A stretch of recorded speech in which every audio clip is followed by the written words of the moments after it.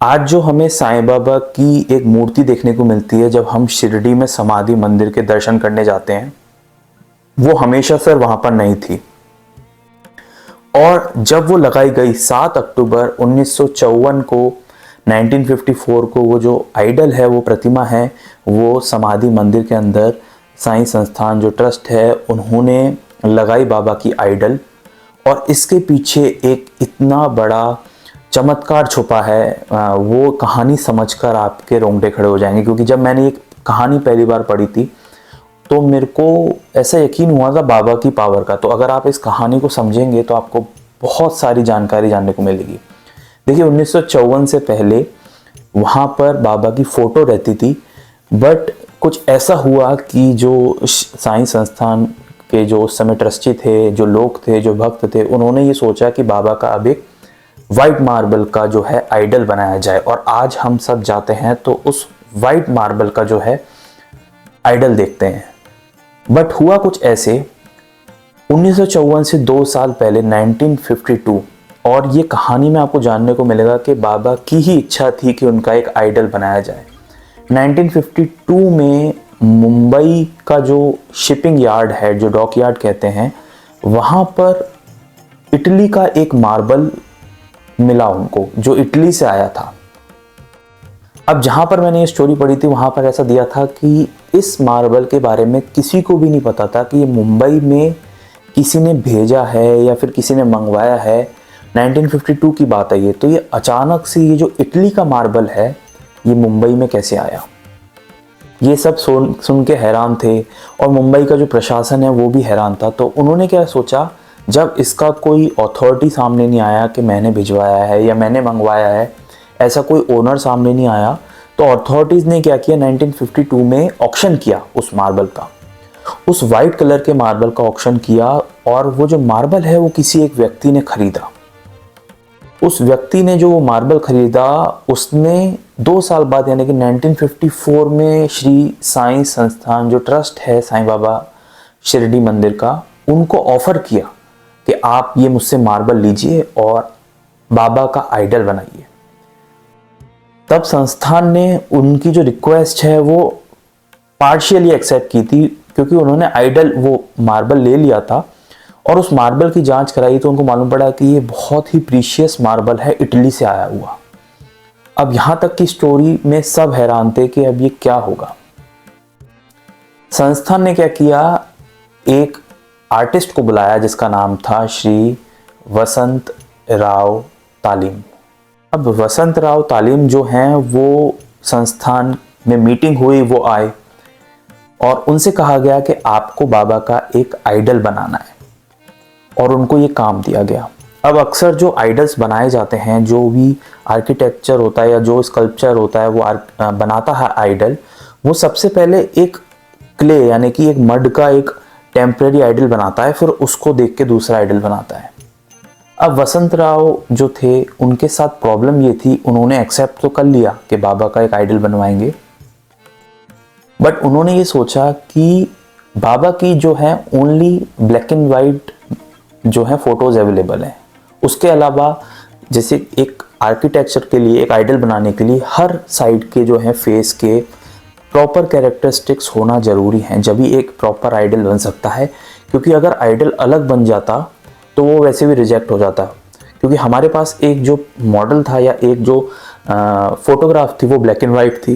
Black and white होने के साथ साथ हमें उसके जैसे दिखनी ही बाबा की आइडल बनानी चाहिए थी, क्योंकि भक्तों के मन में वैसा भाव आए वो आइडल को देख के। तो हुआ ये कि वसंत राव जो तालीम थे उन्होंने मन ही मन ऐसी प्रार्थना करनी शुरू कर दी कि बाबा मेरे को आपके जो चेहरे का प्रोफाइल है, जो कैरेक्टरिस्टिक्स है वो नहीं मालूम, क्योंकि मेरे पास सिर्फ ये ब्लैक एंड वाइट फ़ोटो है। तो अब मैं आपकी आइडल बनाऊं तो आप मेरे पे इतनी कृपा करना कि ये जो मेरा आइडल है ये सही बन जाए और संस्थान इसे एक्सेप्ट कर ले। ऐसा वसंत राव तालीम जी बताते हैं कि वो ये प्रार्थना करनी शुरू कर दी। अब एक सुबह जब वो अपने स्टूडियो पहुंचे जहां वो ये सब आइडल बनाते थे, वहां जाने के बाद उन्होंने लाइट ऑन करते स्टूडियो की, उससे पहले ही उन्हें एक चमकती हुई रोशनी दिखाई दी स्टूडियो के अंदर। और जब वो जाकर देखते हैं तो उनको बाबा के दर्शन हो जाते हैं और वो उस समय बाबा का चेहरा बहुत अच्छी तरीके से देखते हैं और वो धन्यवाद करते हैं बाबा को दर्शन देने के लिए।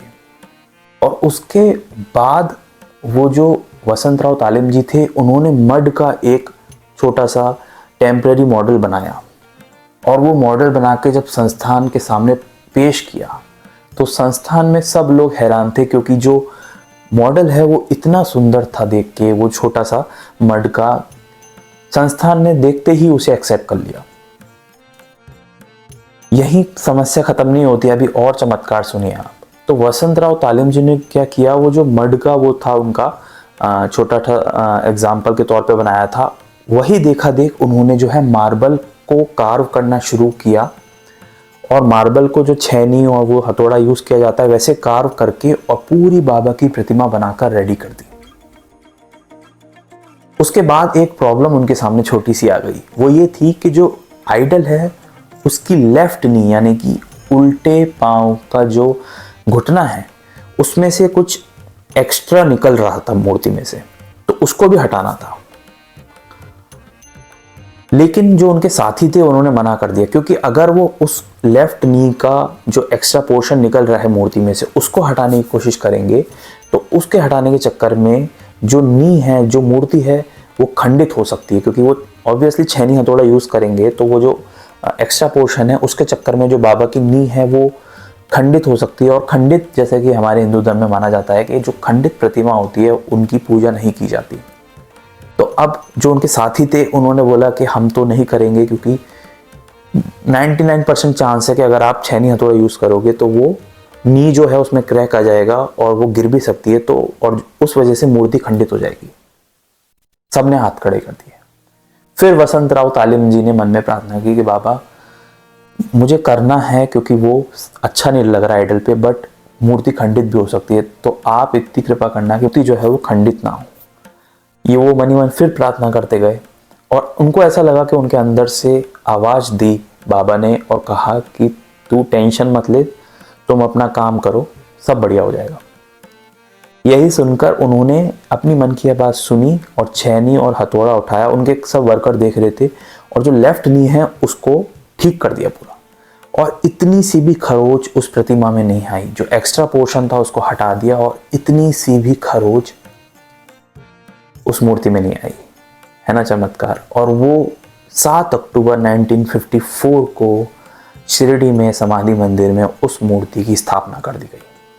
स्थापना की गई उस दिन भी विजयदशमी थी और बाबा का जो है 36वां महासमाधि का दिन था, क्योंकि उस 1954 को 7 अक्टूबर को दशहरा पड़ा और तिथि के हिसाब से दशहरा के दिन बाबा ने महासमाधि ली थी, तो 36वीं महासमाधि का दिन था।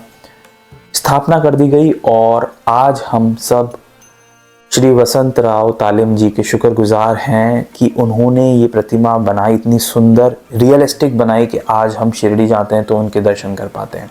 और यही चीज़ ख़त्म नहीं होती, इसके आगे भी एक बहुत बड़ी चीज़ वो ये है कि ये जो मार्बल की प्रतिमा बन के रेडी हुई उसमें उसके बाद भी वसंतराव तालिम जी कहते रहे कि ये मेरे बस की थी ही नहीं, अगर मेरे थ्रू बाबा ने बनवाई है तो बनी है, नहीं तो मैं अगर अकेला बनाने जाता तो ये प्रतिमा मैं अपने जीवन में नहीं बना पाता। उसके बाद वसंतराव तालिम जी जो आर्किटेक्चर थे, जो स्कल्पचर थे, उन्होंने बाबा की मूर्ति के बाद कोई भी मूर्ति नहीं बनाई और 82 साल की उम्र में 25 दिसंबर 1970 को श्री वसंतराव तालिम जी की उन्होंने देह त्याग किया, आखिरी सांस ली इस पृथ्वी पर। बट है ना बहुत ही ज़्यादा चमत्कारी बात कि किस तरीके से बाबा का जो आइडल आज हमें श्री साईं संस्थान में, श्री साईं मंदिर में, समाधि मंदिर में देखने को मिलता है, उसके पीछे भी कितनी बड़ी कहानी छुपी है। ये कहानी मैं जब जब सुनता हूँ, जब जब पढ़ता हूँ तो मुझे बहुत ही आश्चर्य होता है। आपको भी ये कहानी सुनकर बहुत आश्चर्य हुआ होगा। इसी तरह साईं बाबा से जुड़ी हुई रियल हिस्ट्री जो है मैं पढ़ता रहता हूँ, समझता रहता हूँ और आपको सुनाता रहता हूँ। इस चैनल पर अवेलेबल है कई सारी स्टोरीज जो आज से 108 साल पहले, 109 साल पहले हुई थी। अगर आप वो सब देखना चाहते हैं तो आप अभी जाकर देख सकते हैं, और इसी तरह और भी कहानियाँ सुनना चाहते हैं तो आप अभी सब्सक्राइब कर सकते हैं इस चैनल को। ओम साई राम।